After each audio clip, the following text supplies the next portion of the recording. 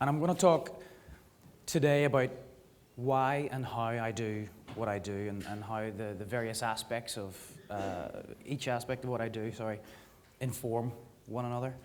I guess it all comes back to an interest. I've always been interested in drawing, and whenever I was in art college, I became particularly interested in what would happen whenever I would take a picture and then add words to it that were either doing something totally different to the picture or complementing it perfectly.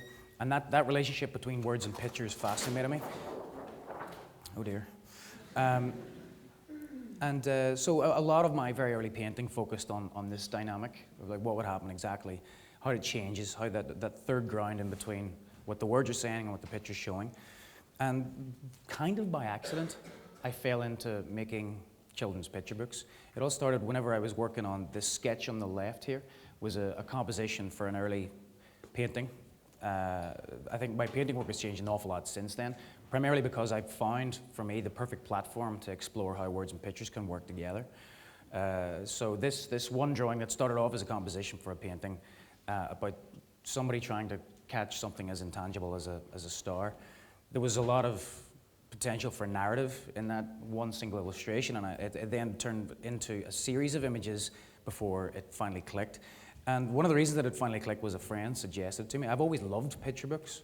I've always collected them as beautiful objects, but it had never really occurred to me until I was making these drawings, and a friend suggested that I read this book, and maybe it's a direction that I should go. And this book, The Giving Tree by Shel Silverstein, I thought was the first fully rounded and satisfying children's picture book I'd read in a long time. I started looking around. I was in my final year at university at this point, and I started looking around at a lot of the children's picture books that were available in the late 90s, and frankly, there was a lot of shite out there. And I became really interested. I was like, well, I think I could do a better job than that. So I started making notes and started trying to tell stories that I would have been interested in when I was a kid. So really to satisfy my own curiosity. This character, the boy, who features in 3 of my books, started off as a kind of a self-portrait, as a way of narrating my final thesis, as an interesting way. And I'm going to show you some of my influences here, where I've drawn a few things. Tommy Unger, I think one of the finest picture book artists that has ever made picture books.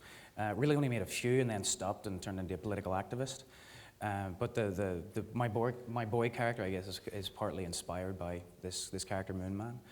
And another classic, Where the Wild Things Are, which has gained immense popularity in the last year because of the film. But that's the reason that my boy has a striped jumper. It was a direct homage to the monster in the cover of Where the Wild Things Are. I started my first picture book as a final project in art college. And then whenever I graduated art college, I thought, well, I think I might try and get this published. That's better than having a real job. And I did, and the illustrations on the left are what was made when I was in my final year in university. And then I had samples printed out and made like a little mini version of the book and sent it to the top 10 publishers in New York and the top 10 publishers in London, sort of expecting months and months of ringing. You know, have you read it yet? Have you read it yet? And I don't think this is how it's supposed to work, but I was called the next day, and HarperCollins were interested in publishing it. They say that it's still the first book that they've lifted out of the slush pile. Yes, there is a name for all those submissions that go in. It's called the slush pile. And having briefly worked at a bookshop, somebody prepared me for this, and so I thought, well, I'm going to try and present my idea as professional as possible, make it stand out from the slush, I guess. I have since been shown some of the slush when I've been in both my agent's office and in HarperCollins, and there's, I think, a lot of people, it just doesn't occur to them that presentation matters, especially whenever you're starting out of the block. I mean, I was mentioning it in the panel yesterday that at the very beginning I put a lot of effort in a presentation, and now I just draw on whatever, like bar mats, napkins, toilet paper, whatever's close to hand. So that's just to give you an idea. Like around that time, my skills were really being refined as well. And just to give you an example, that's some of the painting work that I was doing at exactly around that time. I've always been really interested in using space to tell stories, like trying to only have the words of my picture books be the absolute skeleton, like be as devoid of emotion as possible, so that the pictures can tell the stories. And I think that's how I've managed to deal with some potentially sickly sweet material, but without going anywhere near being like chocolate boxy. That's a lesson I've learned from Quentin Blake. Is one example of somebody who does that tremendously well. This book, Clown, if anybody's read it, well, looked at it, because there's no words, and that's why it works so successfully. It tells the entire picture book, not like a comic strip, but traditional picture book illustrations, but without any words whatsoever. Okay, so use of space is something that's always been really, really relevant to my work. Really, it's an important device that I use, and I think it's a useful storytelling device. Like, for example, you can imagine how far this kid has walked to the end of the pier to ask a seagull to help him out, only to be rejected. And that's something that's been really important both in my picture books and also in my other painting. And it's probably something that I always will be interested in, is whenever you have a lot of space, the contrast, that single tiny focus becomes almost like a graphic tool. And I can trace this all back to a single moment where I was reading The Bad-Tempered Ladybird by Eric Carle, where this ladybird gets all pissed off and decides to go pick fights with other animals, eventually ending up with picking a fight with a whale. And I remember when I was a kid, reading this exact spread and thinking, how is it that this whale looks so enormous whenever it's in a book that's the same size as all the other books? And then I realized that it was because he'd drawn the ladybird tiny.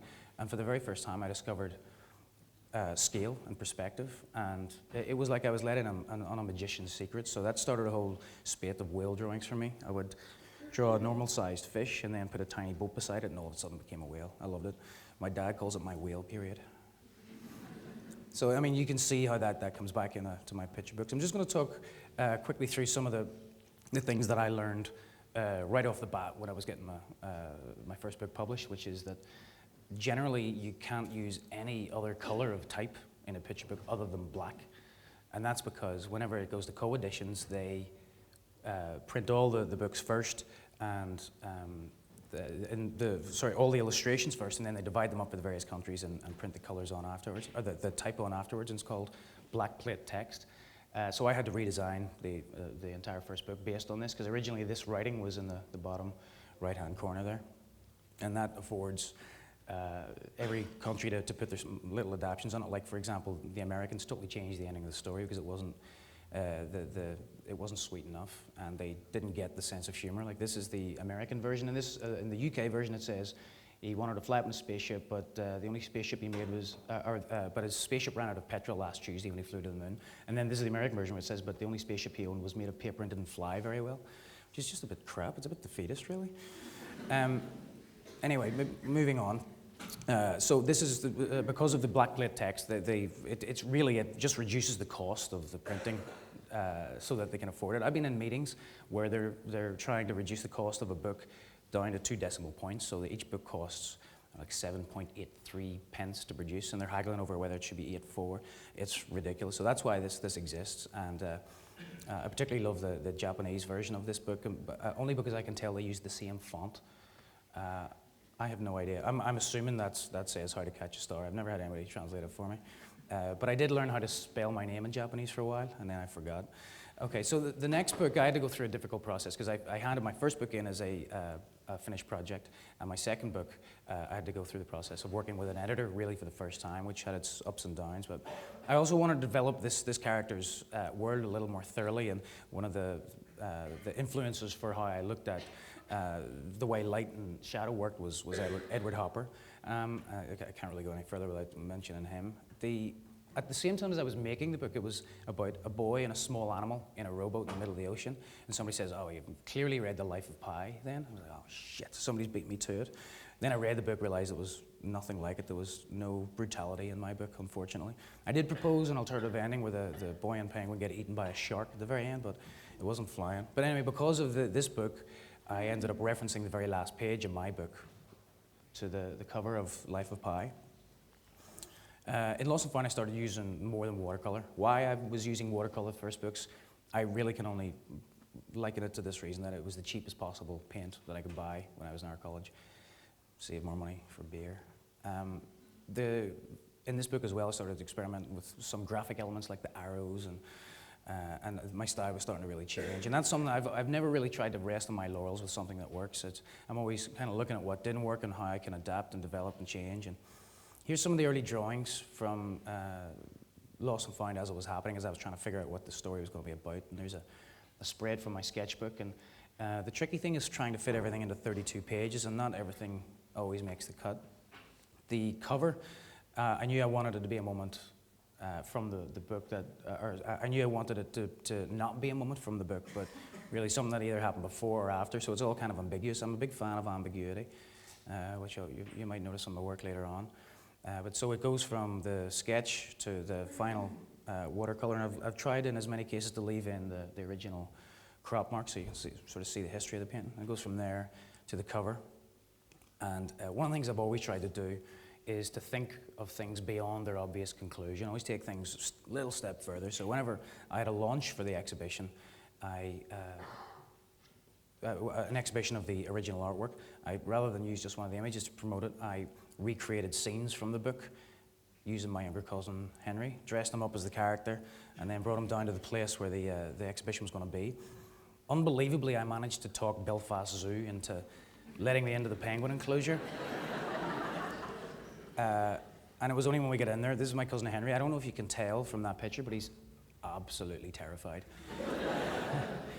And then there's the actual launch, and anybody will show up when you promise wine. An interesting thing happened then 2 years ago where I started working with Studio AKA on a film adaptation of the book, and one of the first real obstacles that we came up with was that the boy didn't have any neck. So anytime he moved, he sort of looked like Batman, sort of like that. So I went into a series of drawings where we were redesigning the character. And one of the questions came up yesterday.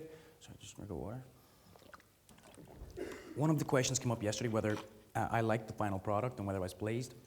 And I really, really was. And primarily, I've heard some horror stories of people who give their book away and it gets turned into film and they're absolutely horrified that they just trashed every day they had. But I worked really closely with Philip Hunt and Studio AK, even to the point where they brought me in to do all the incidental artwork, like all the shop signs in the window, and there's one of the stills from the film. They changed it from 2-dimensional to 3-dimensional CGI. And then every book cover, every spread that he looked at, we're going to be showing the film at lunch, and there's a scene where he's selecting a book from the library, and I thought it would be a great idea that if we mentioned everyone who was involved in the film in one of the spines. So I spent about 3 days making all these different spines for the books in the library. And then when I saw it in the final film, it was less than a fucking second. There was 45, I made 45 pieces of art that you can't even see, it's moving so fast, and a blur. I mean, there's some more of the shop signs. And then, ironically, in a spiral, they made a picture book of the film of the picture book, which didn't really work. So I'm going to talk briefly through my third book, because I think this was a massive change in my work occurred at around this time. HarperCollins had been quite keen for me to continue along a trajectory which was working. And so I had to fight quite a hard battle to get this book, The Incredible Book-Eaten Boy, published. And several things were going on at this time that informed, where my work was truly beginning to integrate a lot more. Around this time, I was, well, I still do, but the sketchbook work that I was making was really beginning to change. I was using paint in a different way. I was sticking stuff in, using sandpaper, inspired by Peter Blake, for example, so it was an absolute pleasure to see him yesterday. Right around this time, I was working on a project with 2 New York artists and another artist from Belfast called Book, where we took the standard black sketchbook and we sent it back and forth across the Atlantic between us. And so my sketchbook, the way I was using sketchbooks was changing immensely. But for the exhibition, because it was called Book, I thought it would be a great idea if I went around collecting a whole bunch of secondhand books that libraries were throwing away, or from Salvation Army shops, things like that, and rip the covers off, screen print the invitation on, and then send that out. That would be great. As a result of that, I had the insides of about 400 books in my studio. There was a third very important thing that really came together to make The Incredible Book-Eaten Boy, and that was a series of paintings that I was making at that time. And this is the direction that my art had been going, and I've sort of been deliberately leaving that out for a couple minutes, but some of the paintings I was making where I was looking at the difference between logical thinking and emotional thinking, and sort of using figurative painting as a means to contrast the sort of the cold, sterile nature of mathematics. So this project, which ended up being called Additional Information, was really about intelligence, and ultimately that's what The Incredible Book-Eating Boy was about. So all these things came together and made up the meat and bones of the final story about this kid who eats books and becomes smarter. I wanted to have a real theatrical feel to it, because I'd been making paintings for a while where sort of based on theatre and like the Barnum and Bailey posters, and so this one scene I felt was so important that I wanted to give it a double-page spread in the end of the book.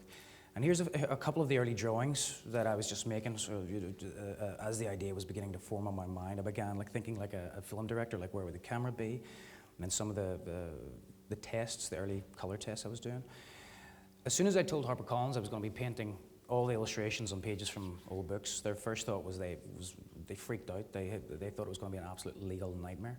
So before I made art of any of the pages, they asked me to photograph the pages so they could get clearance for it.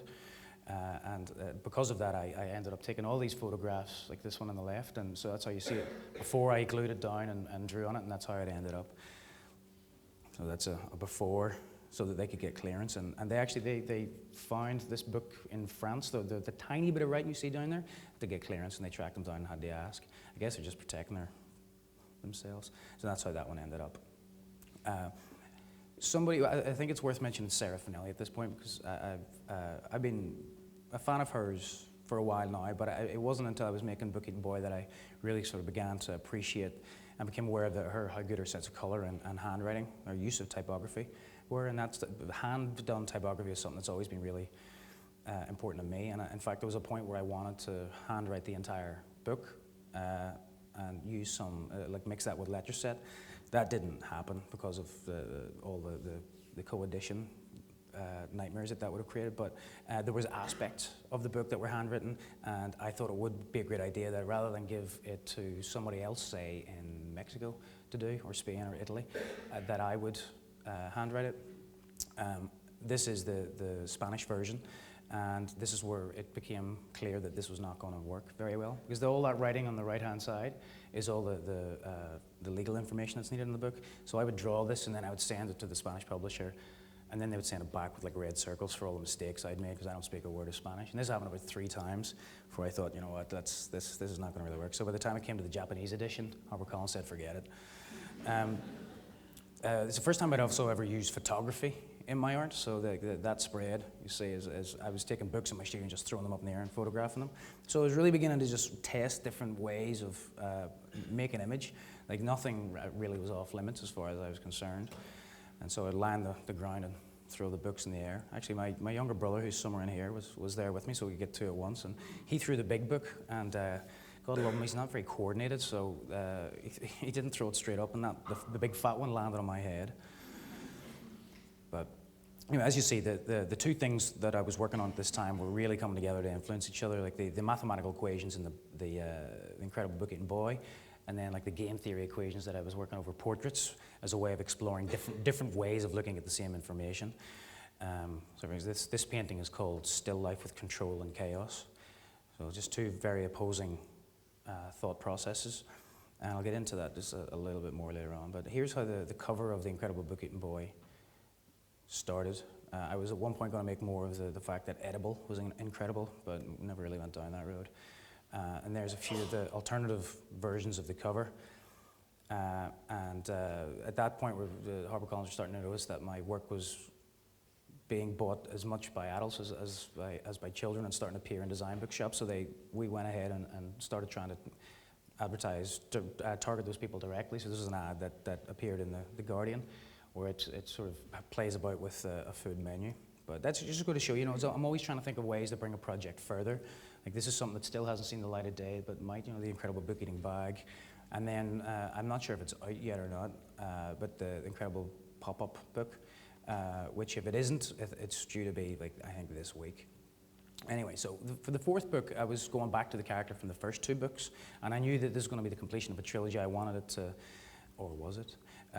I knew that I wanted it to be big and grand, and I'm going to talk just sort of like how I go about taking idea and making it into a picture book, because it is it can be a tricky process in places at the very beginning, but this book was ultimately about them going into space, so I can't really go any further without mentioning Chuck Jones as a storyteller, and Marvin the Martian was a massive influence on me when I was growing up. But so anyway, what I do is come up with the general direction where the story's going to go, make a bunch of drawings for various aspects of it, like try to visualize it, and then the trickiest part I find is taking it all and cramming it into 32 pages.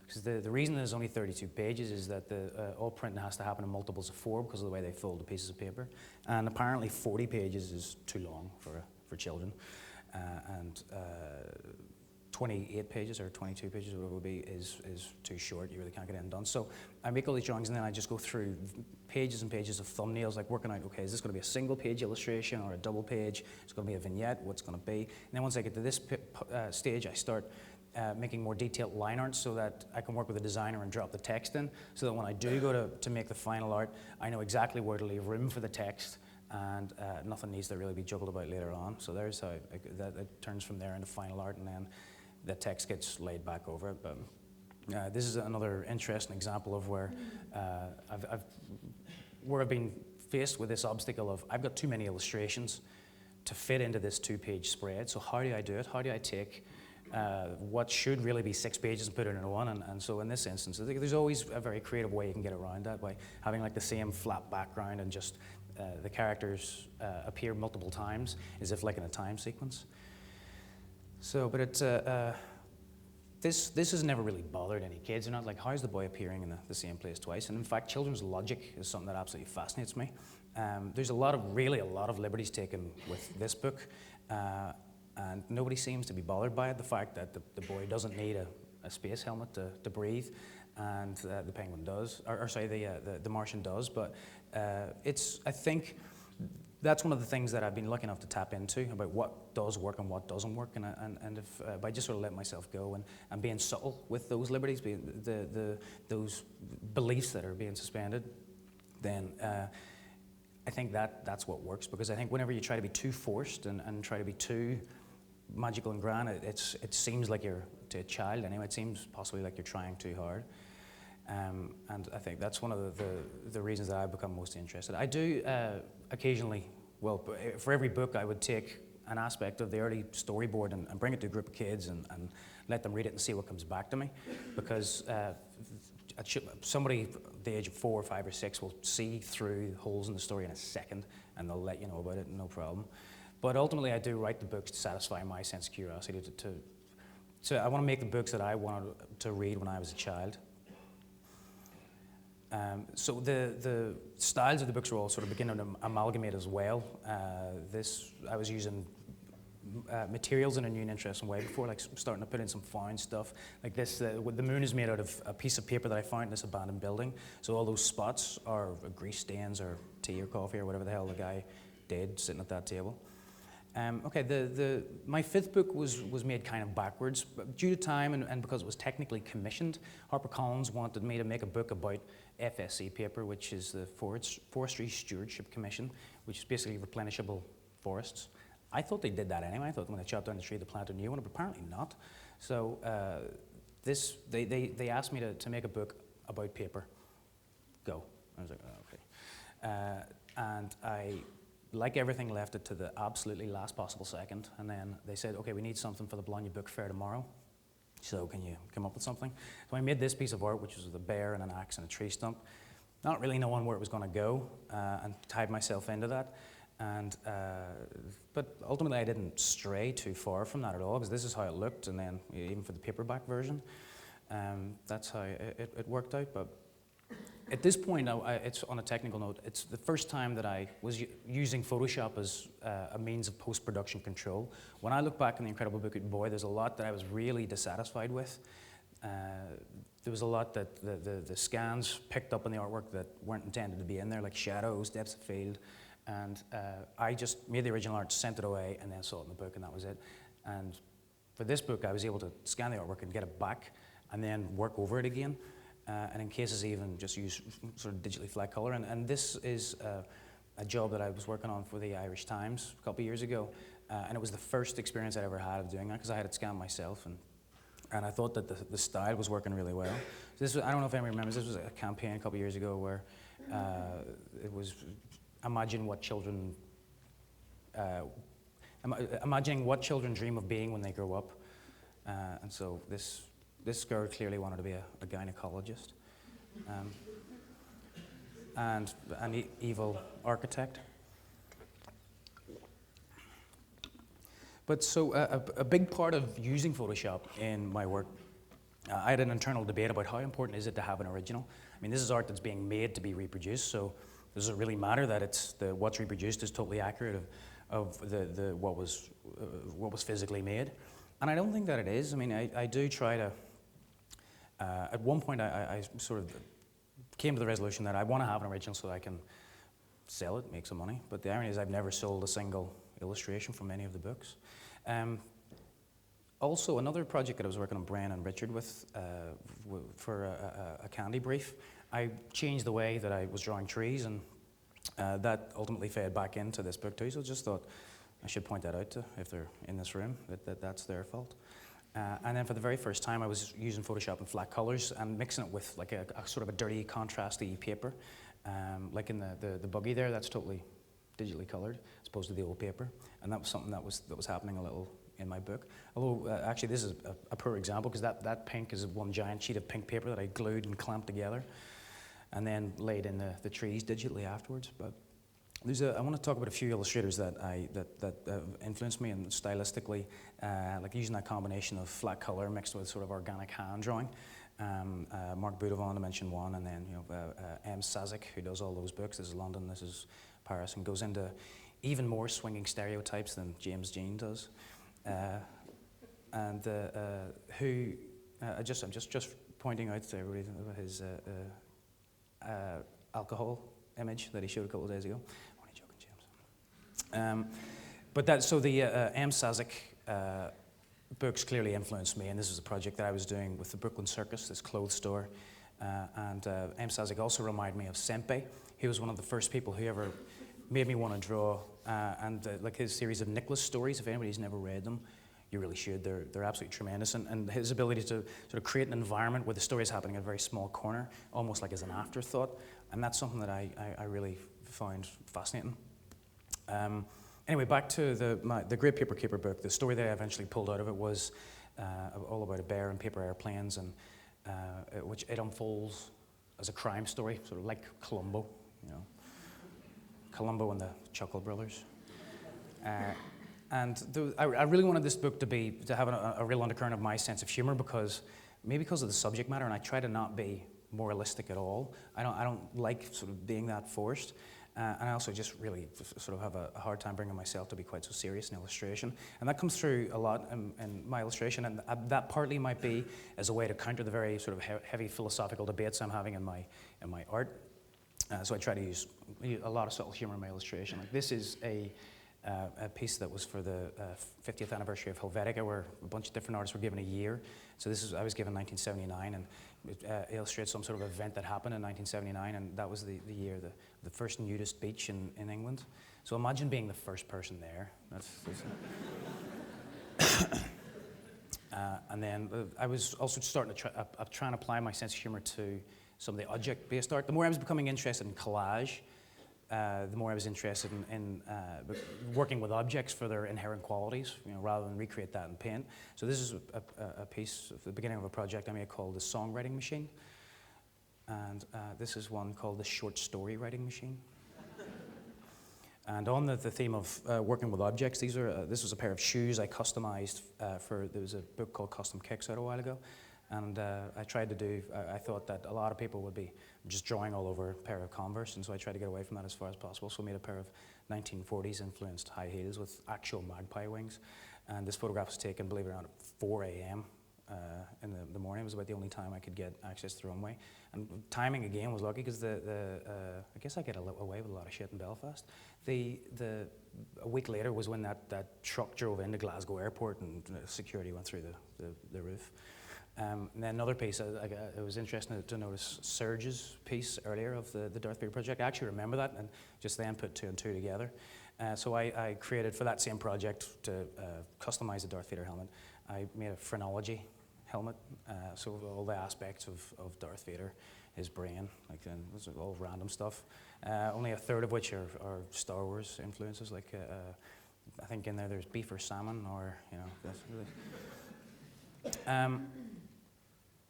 What I could and couldn't do with my art was becoming of more and more interest, and I think that there's a couple of artists I want to point out here who think I share similarities with my sense of judgment about the subtleties of the little wonders that they're trying to create, like Michael Sowa here. I mean, it's just slight little twists on a subject or on a theme or an idea.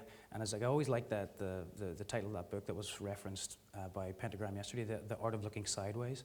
I kind of think that's very applicable, and that's sort of what I try to do with my picture books. And very similar to Michael Sowa is an artist called Mark Tansey, who does the same thing but on a much more philosophical level,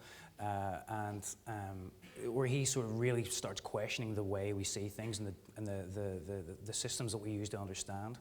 And that's something that I've always been really trying to work through in my art. Here's a couple of the paintings I was working on a few years ago before I moved to New York. We're reimagining Don Quixote in modern-day Belfast.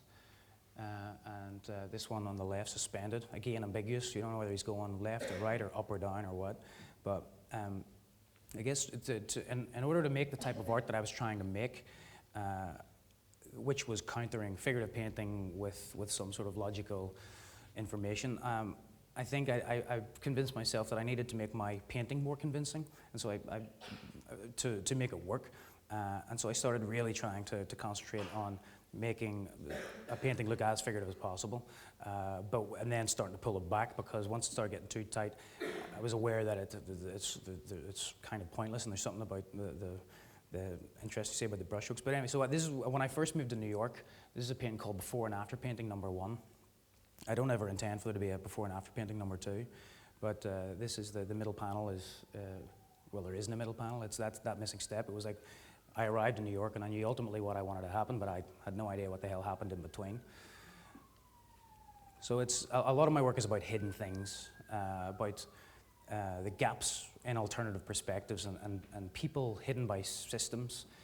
This is a piece that I made for a number of pieces that I made about people who have a job, some sort of occupation that affects a number of people in any number of ways, but nobody ever puts a face to that, and so they really are hidden by system. And then since I've moved to New York, this is a work in progress, so that's why it's such a crappy photograph, but people hidden by the umbrella of pigeonholes in America.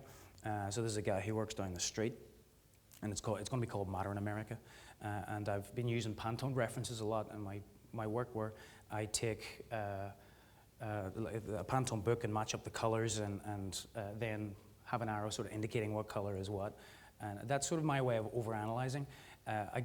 Whenever I was working with the project I mentioned a while ago called Additional Information, but at the very beginning of that, I went to a quantum physicist to ask him to verify an equation that I wanted to put on a painting, which was Euler's equation. And it's sort of widely cited in mathematics as being the most beautiful equation, because it's just very elegant. And he got talking, he became interested in what I was trying to do. And the more I talked, the more he became interested. And so then he started talking, and 3 hours later, and with a spinning head, I left his office. And we did that about maybe 8 or 9 times. And then I had the brainwave to start recording those conversations, because I was using an awful lot of big words. And really that project was born out of those conversations. And at the end of it, I really was in this half impression that I wonder if this is too analytical. I wonder really if what's going on here is you're taking something apart so much that it can't really be put back together. So I made a piece not unlike this as a joke. I don't actually have it in this slideshow, but it was, imagine this first slide, but with lots of Pantone numbers coming off of it. And it was a way of just like totally overanalyzing something to the point where it was just superfluous. You didn't need that there at all. And I was a little hesitant about showing it to him in case he came back and was some way offended by it. But he then ended up writing an essay about that piece, saying that is actually a very valid argument within quantum physics, and in mathematics at a really high level, it is dealing more with philosophical territory than mathematical territory. And so at that point, everything that I thought I knew about maths went out the window.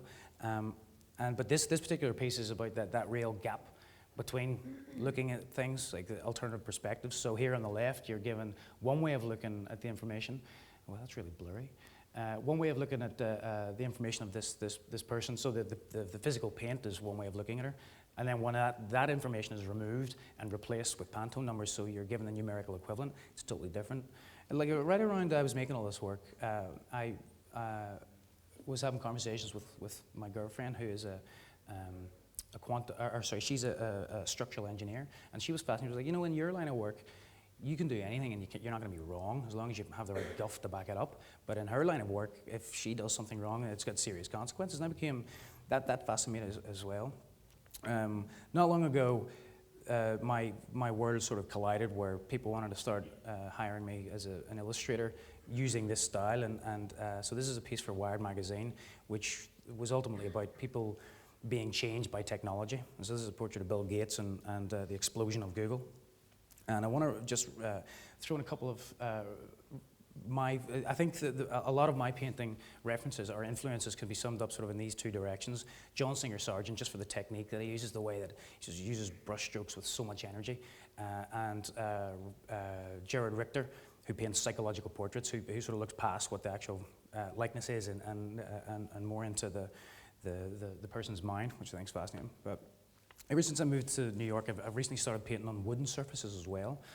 So this is called Still Life with Time number 2. There's Still Life with Time number 1, which is a mix of collage and painting.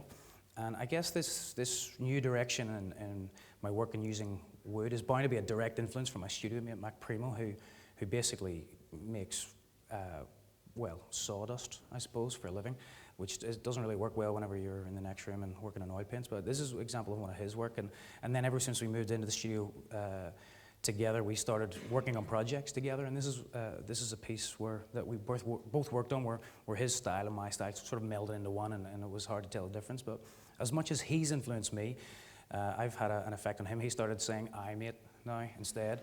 But I've also rubbed off on his daughter, so she likes to tell people to fuck off a lot. She's only 2, he's so proud. There's a map that was painted on wood. This is an illustration for Wired magazine. And on the theme of maps, this is a project I've been working on a while. A screen print that I'm in the process of making, where I will making a print of the map of the world, every single country written in, that will then come with a series of pins so you can dominate, or you can chart your global domination. You can see the title there. Self-Congratulatory Guide to Personal Global Domination. But I'm going to talk about some of the other things I'm working on right now. Remember the book project I mentioned earlier? After 5 years, the same 4 artists were doing it all over again. We're about 2 months into it, and it's already been lost once, held up at customs once, so we'll see how it gets on. Some of the other projects that I'm really hoping to make a go of this year that I've been sitting on the back belt for a long time is this coffee book, using coffee rings as a starting point to then draw around. And funnily enough, Serge also showed this slide earlier of Saul Steinberg, and a lot of the way that he looked at the world, like casual observations on modern life, is a lot of what this other project that I'm starting to put together is, which is like almost like a non-sequential illustrated book for adults that are going to be called the Arbitrarium, a place where arbitrary things happen. Here's a few of the examples of some of the things from there, and then I'm just going to show some of the commercial work I've been working on over the last couple of months as a means of making money.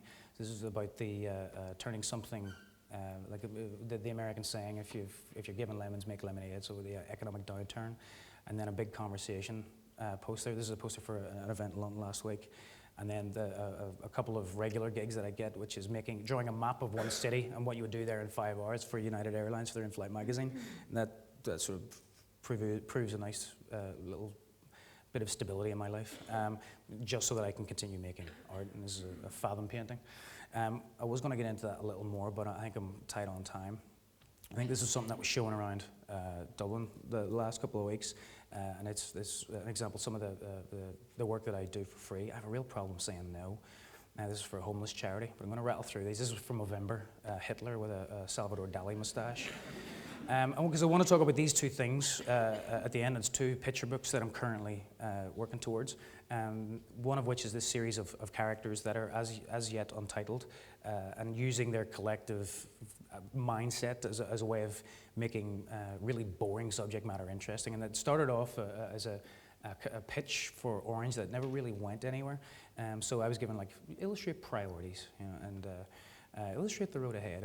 So these little characters came out of it, and I thought this would be a really good way of doing something that I've been interested in for a while, which is concept books like Opposites or Alphabet, things like that. And so this is something that I'm in the process of working towards.